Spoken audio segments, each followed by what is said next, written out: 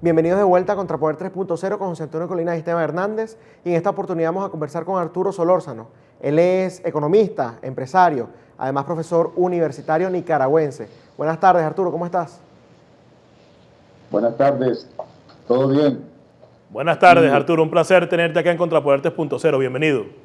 igual para mí, igual para mí. Bueno, Arturo, vamos a empezar por un artículo que escribiste y que además rodó mucho por las redes sociales para IF Revista Digital, en donde básicamente asegurabas, ¿no?, que detrás de las protestas que han habido en Latinoamérica y en toda la región está detrás justamente el chavismo en Venezuela, ¿no?, y el Foro de Sao Paulo. ¿En qué te basas tú para hacer estas afirmaciones, Arturo? Bueno, es decir, para nadie es un secreto público, ¿no? Las declaraciones que dio Maduro y Diosdado Cabello en la clausura del Foro de Sao Paulo, del último foro, y donde dijo de que había un plan, ¿no? Un plan que está en marcha, pero que no podían revelar el secreto, ¿no? ¿En qué consiste ese plan? Hay una publicación de un organismo mexicano donde obtuvo acceso al documento y en ese documento pues está establecido cuáles son todos los pasos que iban a dar todas estas organizaciones en la búsqueda de tomar el poder en América Latina, pues en los diferentes países. Entonces, no es un secreto, no es una teoría conspirativa y de hecho, pues, se encontraron diferentes agentes venezolanos y cubanos involucrados en las protestas en Chile y en Bolivia, ¿no? ¿Tú crees que... Entonces, igualmente, actualmente en los Estados Unidos se han encontrado algunos agentes de Cuba y Venezuela. Ok, y justamente sobre eso también quería conversar, sobre las protestas acá en los Estados Unidos, porque surgieron por un tema racial, ¿no? Pero ¿tú no crees que precisamente esas protestas no pudieran tener algo de legitimidad, si se puede decir así? ¿Tú de verdad crees que incluso acá en los Estados Unidos el chavismo y el Foro de Sao Paulo logra infiltrarse y hacer estos desastres que están haciendo?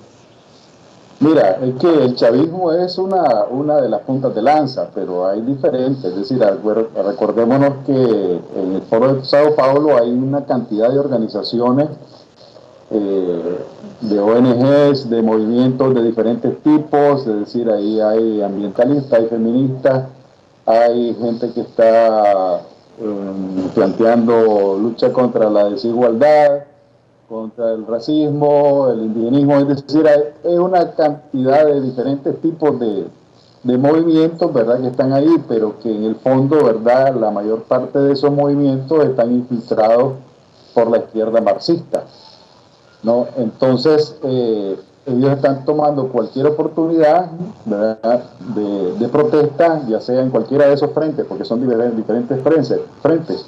En este caso es el antirracismo, ¿no? Entonces, cualquier oportunidad en cualquier campo ellos la toman para impulsar su agenda, ¿verdad?, de protestas, de desestabilización, con el fin último digamos, de desestabilizar pues, el sistema de libre mercado, la democracia, para sus fines. Arturo, una pregunta. ¿Cómo está la situación en Nicaragua en estos momentos? Bueno, en Nicaragua, con la situación de la pandemia, pues la gente ha reducido mucho pues la actividad económica, se está sintiendo muy fuerte, ¿verdad? Y por tanto las protestas que se estuvieron haciendo con fuerza en el 2018, que fueron reprimidas con sangre, ¿verdad?, con muchos muertos, con heridos, miles de heridos. Hoy tenemos más de 100.000 personas que se han ido del país por temor de ser apresados, ¿no?, y torturados. Esas protestas pues fueron reprimidas por la dictadura a punta de bala, ¿no? Entonces se está esperando, digamos, que esta pandemia pueda pasar para poder, digamos, las organizaciones impulsar alguna agenda, ¿no? Ahorita está con miras a unas elecciones. El problema es que la comunidad internacional siempre está viendo las elecciones como una salida, ¿verdad? Cuando en una dictadura las elecciones realmente no son una salida porque son fraudulentas, pues, y al final el régimen se las roba, pues, las elecciones. No, por supuesto. Y la otra pregunta que te quería hacer, se habló mucho de Ortega, que estaba desaparecido, después creo que apareció. ¿Ha estado públicamente activo o ha seguido esquivo? Se rumora que está enfermo. Básicamente, ¿qué se conoce sobre la salud de Ortega en Nicaragua en estos momentos? Bueno, él tiene ya mucho tiempo de estar enfermo, pues, por eso sale muy poco a la luz pública para hablar. Realmente la que maneja todas las decisiones del gobierno es su esposa, la vicepresidenta, Rosario Murillo. Oh, no sabíamos que esa situación estaba ocurriendo. Lo otro es, ¿cuándo son las elecciones en Nicaragua? Bueno, están para el próximo año, las elecciones siempre son en el mes de noviembre. Y fíjate con el tema, porque estás hablando, y siempre lo relaciono con Venezuela, obviamente, porque soy de allá y me parece bastante similar las situaciones, especialmente en el caso de Nicaragua. Tú dijiste que, bueno, una dictadura, las elecciones no son una salida, pero ¿qué otra vía le puede quedar, por ejemplo, al ciudadano nicaragüense o a los políticos o básicamente a toda la sociedad nicaragüense? ¿Qué otra vía le puede quedar para enfrentarse ante una dictadura como la de Daniel Ortega?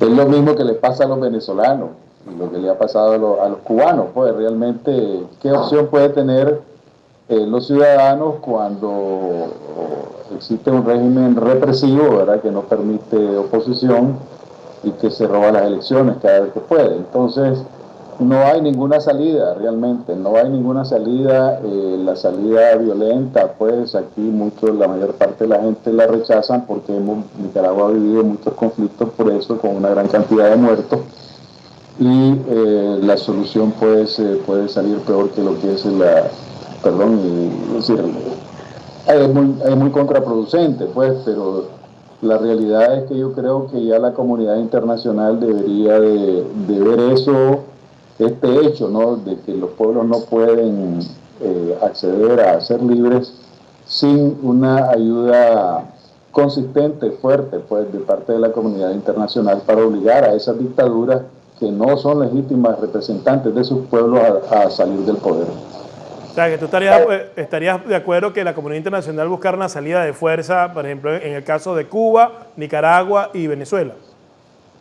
Mira, yo creo que no hay otra, puedes decir, porque las presiones diplomáticas suaves no funcionan en estos regímenes. Estos regímenes son capaces de llevar al último nivel de pobreza a sus países con tal de permanecer en el poder. Pues no les importa a la gente, lo que les importa es mantener su estatus, ¿verdad?, y seguirse lucrando de ese poder. Entonces, no hay manera de hacerlo por presiones diplomáticas muy suaves y simples, de algunas sanciones económicas. Las sanciones económicas tampoco van a lograr mucho, pues ya lo estamos viendo en el caso lo vimos en el caso de Cuba, lo vimos en el caso de Venezuela y lo vemos en el caso de Nicaragua, pues. Entonces se necesita mucho más que eso, pues. Realmente acciones contundentes, pues, de parte de los gobiernos democráticos, y en eso veo que no hay solidaridad de los gobiernos democráticos con estos pueblos que están siendo oprimidos. Y en el caso de que las elecciones sean el año que viene, ¿quién se presentaría? ¿Daniel Ortega nuevamente, su esposa Rosario Murillo? Eso por el lado del régimen. Y por el lado de la oposición, ¿se vislumbra que hay un candidato? ¿Está trabajando la oposición para ese proceso? Pues por el lado del Frente Sandinista, pues que el Frente Sandinista es Ortega y su mujer, pues, es decir, ahí no hay ni siquiera un partido, pues, que toma decisiones o que elige un candidato. Eso es una dictadura vertical, pues, autoritaria, totalitaria. Entonces ellos son los eternos candidatos, los únicos candidatos. Pues no sabemos si va a poner de candidato a su mujer, pues, porque él ya está muy enfermo. Pero por el lado de la oposición no hay definido, pues, un candidato visible todavía, pues, porque hay muchas organizaciones, ¿no? Está el sector privado, está organizaciones civiles, hay partidos políticos, hay el único que tiene representación, porque a los demás no han proscrito. Entonces, no hay todavía un candidato, pero ese candidato eventualmente va a tener que seleccionarse, pues eso es lo de menos. Bueno, Arturo, ya para finalizar, porque lamentablemente el tiempo se pasa bastante rápido en televisión y también acá en YouTube, quiero volver a un tema que tocaste al principio y que me parece que es importante, porque mencionabas que dentro del Foro de Sao Paulo, ¿no? Ahí convergen muchos partidos políticos, muchas instituciones, algunas ONGs, ¿no? Que tienen como causa la causa racial, la causa ambiental y bueno, cualquier otra cantidad de causas que se adjudican, pero que de una u otra manera siguen esas agendas. La pregunta sería, ¿cuál es la relación?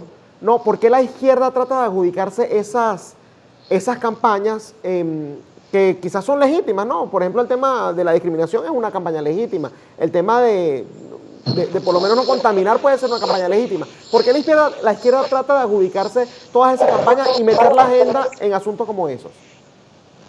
Bueno, es muy simple, ¿no? Es decir, ya desde el siglo pasado, desde que Antonio Gramsci escribió sus obras, pues, ya él definía de que ya no era posible, pues, tomar la revolución, hacer una revolución armada y derrocar al poder, ¿verdad? A la burguesía que él llama, porque él era marxista, pues.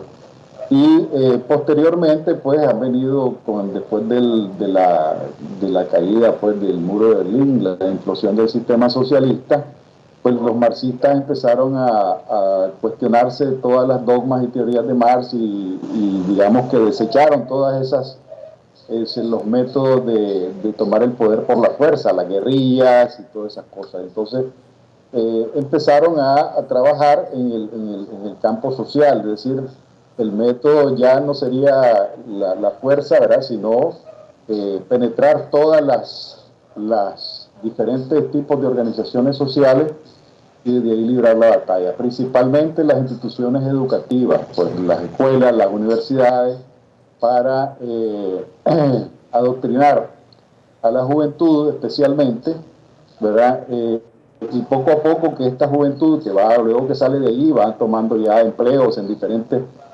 lugares de la sociedad, en medios de comunicación, incluso hasta en el gobierno, pues, o se hacen políticos o están en ONGs. Entonces ya estos marxistas que han sido adoctrinados, ¿verdad?, en todo el sector educativo, ya se vuelven los multiplicadores de esta teoría, pero que en el fondo ellos no van a decir que son marxistas que quieren derrotar el sistema, ¿verdad?, sino que ellos mantienen, digamos, sus discursos desde diferentes puntos de la sociedad. Pues ahí tenés las feministas, por ejemplo, tenés los ambientalistas, tenés diferentes tipos, pues los antirracistas, etcétera. Entonces, todos en sí, ¿verdad? En lo que coinciden es que hay que hacer que el sistema, pues, como está funcionando, pues, que es basado en el libre mercado principalmente, la democracia, en todos estos principios de libertad, sea derrocado, ¿verdad?, por todos estos movimientos sociales a través no de una violencia extrema, ¿verdad?, aunque lo hacen en cuanto tienen la oportunidad, lo hacen. Ya lo estamos viendo en Chile, lo vimos en los Estados Unidos. Claro. Pero sí de irlo transformando a través de la presencia de todo el pensamiento marxista en las leyes, ¿verdad?, en el sistema, derrumbar el sistema desde dentro. Ese es el objetivo. Bueno, es básicamente la izquierda evolucionando y yo pienso que nosotros como derecha hemos fallado también en esa evolución, porque nos hemos enfocado mucho en el tema económico y hemos dejado a un lado los otros temas que son de mucha importancia. Muchísimas gracias, Arturo, por habernos acompañado acá en Contrapoder 3.0. Gracias a ustedes por permitirme o darme esta oportunidad, pues, para expresarme ante el público tan amplio que tienen ustedes. Muchas gracias. Gracias a ti, Arturo. Siempre un gusto conversar contigo. Era Arturo Solórzano, economista, empresario, nicaragüense, hablando pues un poco de un artículo que escribió donde vincula a estos grupos de protestas raciales con la izquierda, muy interesante, y también hablándonos un poco de Nicaragua, que corre la misma suerte de Venezuela en estos momentos. Quiero recordarles que el día viernes a las 6 de la tarde tenemos el primer foro de la derecha venezolana aquí en Contrapoder, viernes a las 6 de la tarde. Vamos a colocar el flyer ahí en pantalla para que lo recuerden. Van a estar activistas, algunos que han estado en nuestros programas, otros que no han estado y están por primera vez, pero va a ser un tema bastante interesante, así que el viernes a las 6 de la tarde no se lo pierdan, aquí en Factores de Poder a las 6 de la tarde. Bueno, esto ha sido todo por hoy en Contrapoder 3.0, el programa de la derecha, aquí en Factores de Poder, que definitivamente es el canal de la información, duele a quien le duele. Hasta mañana. Este programa fue presentado por John de la Vega, abogado de inmigración.